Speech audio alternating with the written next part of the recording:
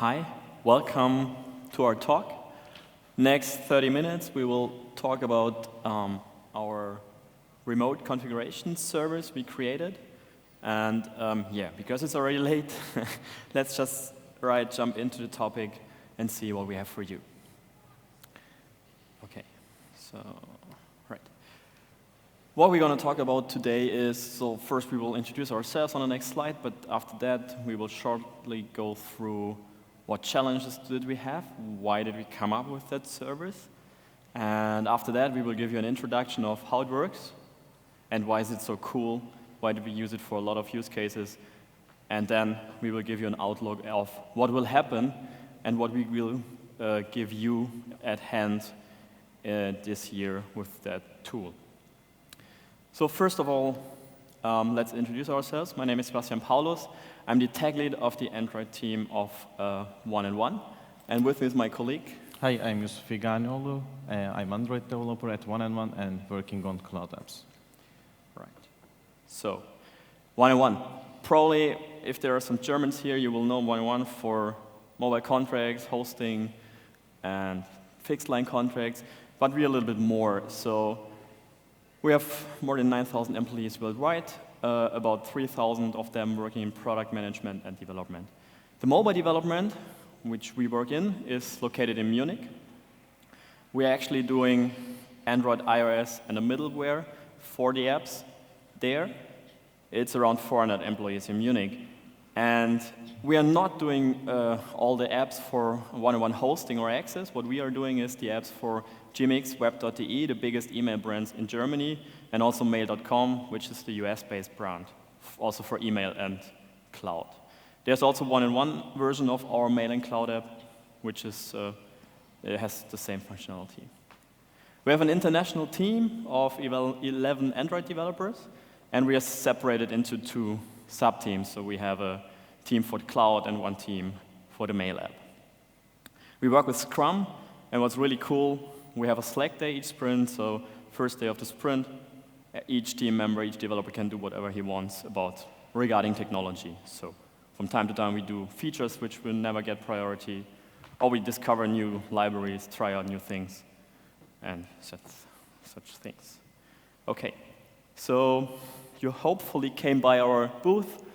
The talk is quite late, so everything's over now, but yeah, hope you visited it, maybe you took part in our raffle and had the chance to win something. Okay, that should be enough of 1&1 and what we do. Let's start with the topic. So what was the challenge we had? Our mail app especially has grown over years, and even in the beginning we wanted to configure some things. So what did we do? Well, we didn't have any tool at hand. Firebase Remote config was not there, so we just put a static JSON file somewhere and could configure with that some parts of the app. But with the time going, we had more requirements. So we wanted to configure a lot of aspects of the app. We wanted to be able to do A/B testing. And at some point, we also wanted to introduce feature toggles to be able to deliver features before the user sees them. And to do that, we wanted to do it with a really good targeting. So maybe by device model, user language, and so on. What did we have? Yeah, I already said we had a static JSON file, not really suitable for A/B testing. It was super unflexible, and all the logic was in the client. So not really a solution you want to work with. And it actually was also very error-prone and not extendable. And you had to release an update. And well, if you are in the situation you want to turn off a feature, you cannot just release an update because it's not working. So that was not really usable. What did we do? Well, we checked the solutions out there. Since Firebase Remote config was available, we knew that. We took a look at that and thought maybe it will help us. But unfortunately, it didn't really fit our requirements, which we will see later. But first, I want to start a story. So back then, when we evaluated all the things, we actually had a requirement from our product management, and it was the rating dialog. And probably every app developer knows that if you don't ask the user for ratings, you just don't get any, or in worst case, you only get the bad ones. So we wanted to make sure that we can configure the rating dialog based on a couple of things. So first, we want to make it appear whenever we want, without an app release. Pretty easy, maybe. Next thing, we wanted to configure the texts. So it should be possible to say, okay, if it's a rating dialog, we just show for every installation, the text should be that. But maybe if you updated the app, we should ask you a different thing, show a different icon, or have different buttons. And last but not least, we want to be able to target it. So we have a huge user base, so it's not necessary to ask all the users for rating to push our ratings. It's enough to just ask some percentage. So the requirement was the user percentile should be configurable. It should be possible to do it only after the user did some action, like he clicked on rate later, and then 7 days later it shows it again. Or even device information, brand, model, and app version. So we wanted to avoid that we know there's an app version out there which has a bug, and users should not get a rating dialog. They will be sad, they will not like the app in that moment, so better don't show the rating dialog. And also, that's pretty obvious, if you only use the app once, no reason to show you the rating dialog in that moment. We just wait a couple of app starts till we show it. And that all should be remotely configurable. We didn't want to have any logic in the app. So, well, on the left side, you see the requirements I just mentioned. That's a little bit shorter than on the slide before, but that's basically what we wanted. And then we took a look at Firebase. So what can it do? App version. OK, that's there. It's a basic feature. Device language. Yeah, OK. It's also supported. User in percentile also. But yeah, device manufacturer, no way. That's not available in Firebase, so you won't get it. User action, also not there. Just not available. The same for app start count. You cannot send these custom things to Firebase. Doesn't work. Anyway, Firebase offers a little bit more than the things we needed, like date time, OS type, user in some audience, device and region. But the last three are only available if you also use Firebase Analytics, which was never an option for us. But anyway, for our use case of the rating dialog, we don't need them. So we came up with CoCoS, Context Configuration Service. Actually, the service itself is very open. It doesn't define anything. But what we then defined as a context for the rating dialog for ourselves is what you see here. So we can send all of these parameters, all of these values to the service and do whatever we want in the back end and send back the result. Something like show the rating dialog, show it with that text, or use that icon. And we want to walk you through how CoCoS works, what's the idea behind, and how do we make use of it. So let's first have a high-level look onto CoCoS. So CoCoS consists of two big parts. There's a lookup service, which is used by the clients, and it's actually open to any client. We are not bound to Android or anything. You can use it in the web, you can use it on iOS, whatever you like. This service is just a public RESTful service. It's available. And for better configurability and testing purposes, it has two stages, draft and live. Yusuf will later explain how that's working in detail. The second big part is the admin service. Well, if you want to deliver something which is configurable, what we said before, you also need to be able to configure it. Again, a RESTful service. We will show the details later, but it's basically there to set up the configuration. Configurations is protected by a password, and there's no public access necessary, so it can be only reachable inside your company network. Two more things. There's no user state. So we don't store any user data on our backend. It's GDPR compliant, which is quite important for us.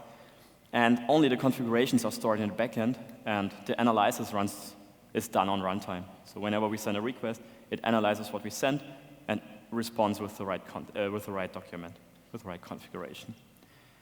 And it's flexible. So in contrary to Firebase Remote config, which only allows what Google defined for it, we can send whatever we want and act accordingly. Yusuf will now walk you through the details of the admin service. Thank you, Sebastian. Yeah. So I will be explaining the admin service and lookup service next. To ease the understanding, I will stick with the rating dialog example. So you can use the admin service with RESTful API. So that means you can literally write your own user interface to manage admin service. You can manage it however you want. So it's protected by basic auth. There is one thing, there is no validation of the content of configuration, so we don't check what you send. So if you make syntax issues, it might not work. That's one drawback. Okay, how do we manage bundles? So, okay, bundles, what are bundles? Bundles contains some configurations. You can use bundles for managing your use cases like rating dialog or some feature sets or some more other things you want to configure, like for app configuration data. And let's see what we have in our rating dialog configuration, a bundle. Okay, so we have two configurations in our rating dialog. The first one targets the app start. So if user started the app more than 10 times, we want to show the rating dialog. And the second configuration is if user clicked later button, we want to change the title to something else like, hey, do you still like our app? Do you want to use it? And then we will show this another title. Okay.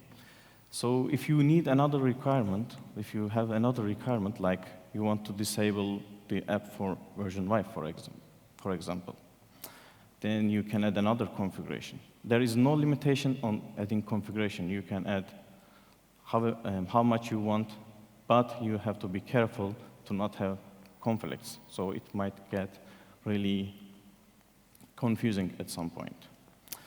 Okay, so the last one disables the rating dialog for version 5, but the first one enables the rating dialog if you started app more than 10 times, right? So to solve that, we have a prioritization. So the one with the higher prioritization will be shown.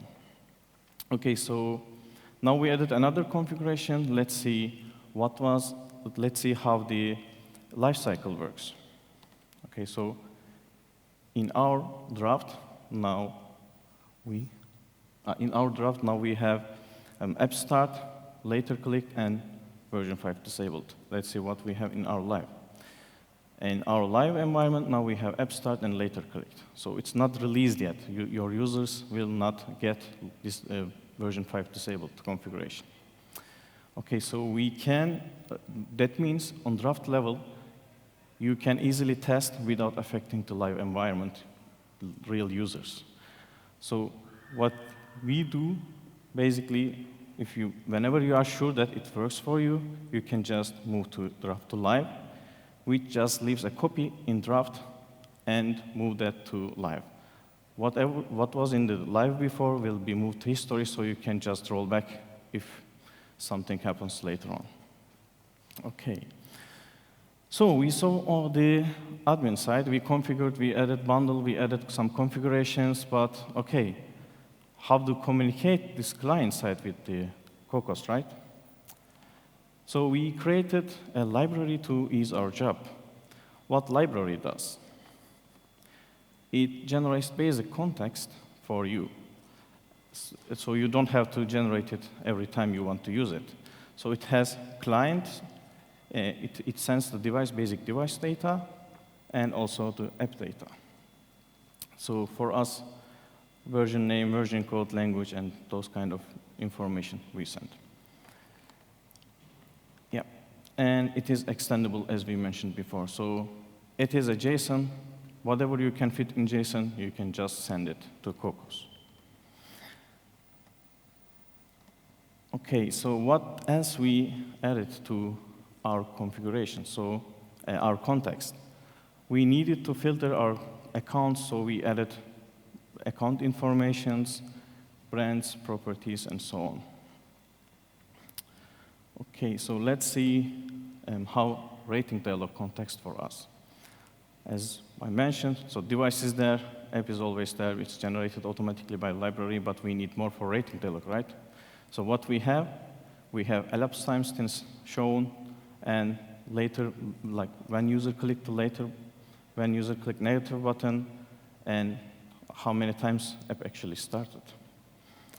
Okay, now let's understand how the Elasticsearch queries works, because for the next part, it will be useful. So it has query, it has filter. Why we use filter here? Because it doesn't affect on score, so it works faster.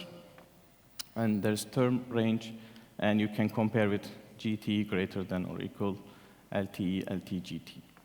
And you have must and should. Must basically combines your queries with and should combines your queries with or. Okay, so let's go to lookup service. It's also a RESTful API. That means it's platform free. You can use in any platform like Android, iOS, web, however you like. It's based on Elasticsearch. That means it has really powerful query language. And yeah, so it contains bundles, as I showed you before, and bundles holds a set of configurations. And we will go details in bundles in a minute.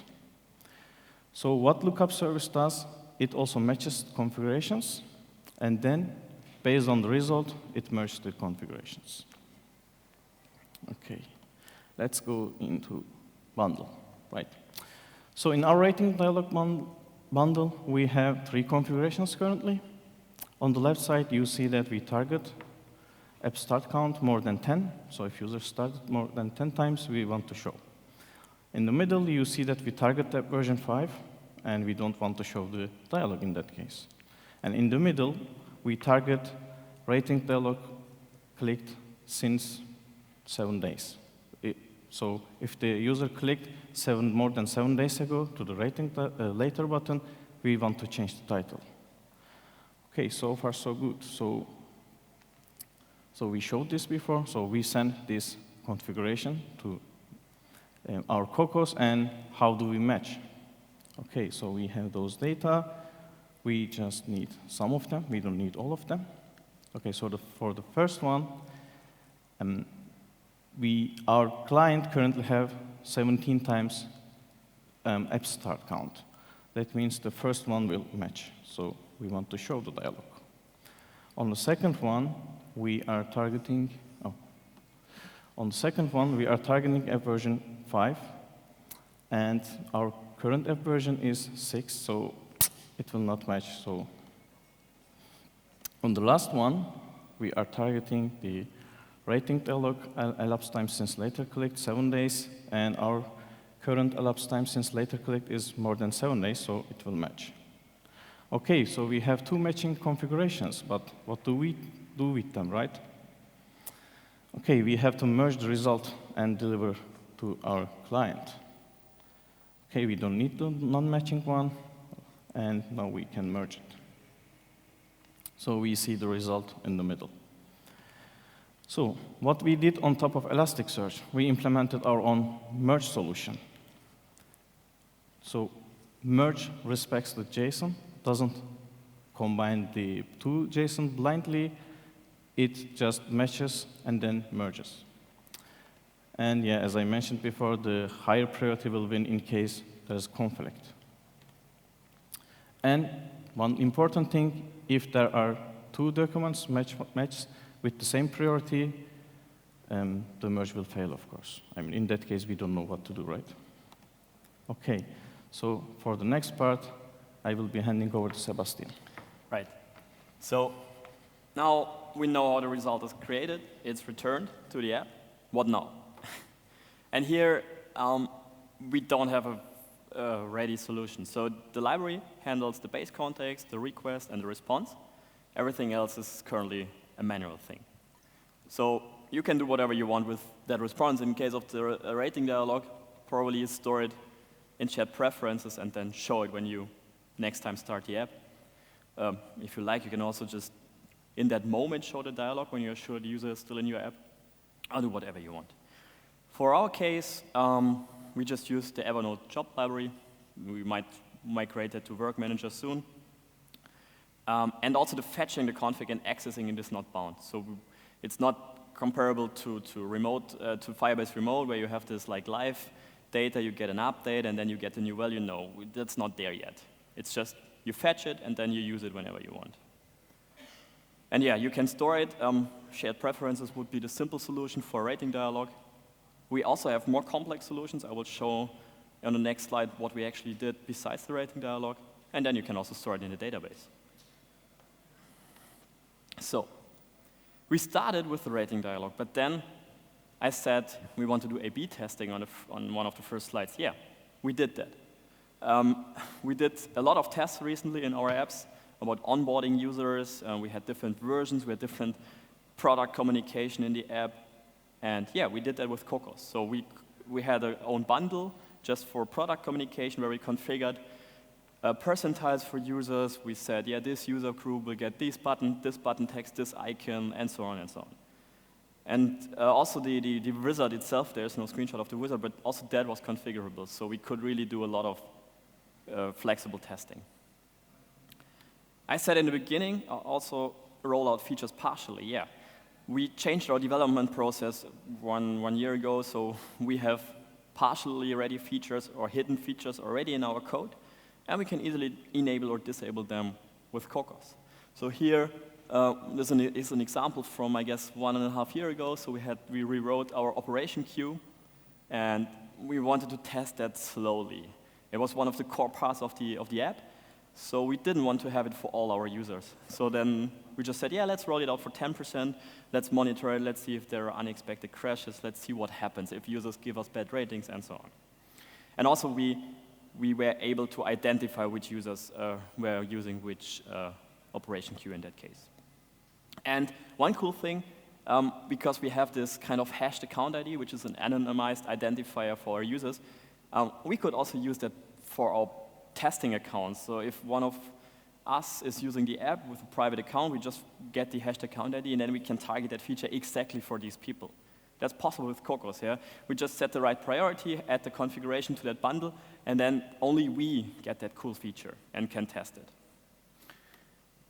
The opposite is also possible, disabling features. Well, it's actually the same, just in that case, we had a feature which was not really running on a Android version, I guess 28 in that case, or we also had a couple of months back a problem with the Huawei devices, so we just disabled the feature for them, and I mean, it's not nice, but it's better than the app crashing. So especially, we want to keep the core use cases, and I guess that applies for every app. You want to keep your core use cases stable, even though you try out new things. So you can then just disable for the platform or the brand or whatever the device, the feature. That works. Well, we talked a lot about what we did, but now, well, talking to a RESTful API manually is really painful. You don't want to do that. So we wrote our own tool. A command line interface was the first step here for the admin interface. It's configurable, and it's much easier to use than the RESTful API. Plus, we added some basic sanity checks, like we checked for conflicting priorities, which, like Yusuf said, wouldn't merge. We also checked for the encoding. We had some funny encoding issues, and also we validate the JSON before we upload it. Plus, we can fake the context lookup. So we can fake the context and do lookups manually in the tool. That helps a lot for testing the configurations. And also, it can do interactive editing with any text editor. You just say, edit that document, you edit it, and it uploads it again. Yeah. This is a really powerful tool. So the middleware team, which helped us with the services, didn't put any limitations on it. So we can upload what we want. The document can be whatever we want. The configurations are totally free. We are free to send any context. But we noticed that's also a problem because the developer can easily break an A/B test with just one wrong command. So what are we planning for that? There is no solution now. So also the process is really manual. We cannot say to our product management, yeah, here, you want to test it, here's the settings, just change them. No, that's not working. We only have that command line tool, and that's not really ready for anyone else than a developer.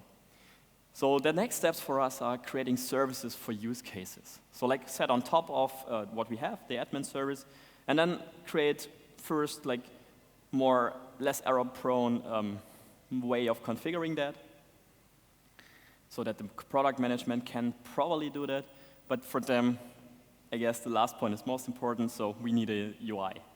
And we will do that. We will do that for the specific use cases for us, but that doesn't affect CoCoS. It will still be based on that, but it will be enriched with a UI everyone can use. Maybe also IT, if they see a problem on a weekend, they can disable the feature which runs crazy and tries to DDoS our backends or something like that. Okay, so why are we telling that? Because we will open source that solution this year. So it's currently not ready, but we are working on that to make all parts of it, like the backend, the Android library, and the command line tool, open source. We will publish it on GitHub, so everyone can benefit from that. The barcode is also on the last slide again. You can submit your email, then we will notify whoever is on that list about the tool when it will be ready. And yeah, then everyone can help us with development, everyone can use it, you can just set it up on your backend and then have it running and ease your life with making configuration possible with whatever you want. No limitations, no Google library, no Firebase needed. It's just a clever way of using the Elasticsearch for remote configuration. With that, we would like to say thanks for your attention. That's again the same link if you want to subscribe there. I hope you enjoyed the talk. Thanks for attending.